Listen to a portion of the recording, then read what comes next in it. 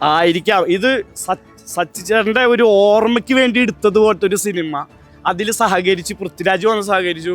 പിന്നെ ഇതിൽ സച്ചിചേട്ടൻ കൂടെ ഉണ്ടായിരുന്ന കുറേ പേര് ഇതിലുണ്ട്, വർക്ക് ചെയ്തിട്ടുണ്ട്. നമ്മൾ ഈ സിനിമ കാണുമ്പോൾ തന്നെ അയ്യപ്പൻ്റെ കോശിൻ്റെ ഒരു സാധനങ്ങളൊക്കെ നമുക്ക് കിട്ടും.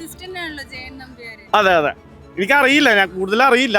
പുതിയൊരു ഡയറക്ടറാണ്, പക്ഷെ ഡയറക്ഷൻ ഒക്കെ ക്യാമറ ഒരു രക്ഷയില്ല കേട്ടോ ഈ പടത്തിൽ. നിങ്ങൾ വന്ന് കാണാൻ തന്നെ വേണം. അത് നിങ്ങൾ ഈ OTT ഇറങ്ങുന്നവരെ നിങ്ങൾ വെയിറ്റ് ചെയ്യരുത്, തിയേറ്ററിൽ വന്ന് തന്നെ സിനിമ കാണണം. അല്ല, ഞാൻ അങ്ങനെയല്ല, പടം നല്ലതാണ് നല്ലതെന്ന് പറയും. അല്ലെങ്കിൽ ഒരാളെ ഫാൻ, ഇപ്പം ലാലേട്ടൻ്റെ പടം പൊട്ടപ്പടം എന്ന് പറയാൻ പൊട്ടപ്പടം എന്ന് പറയും.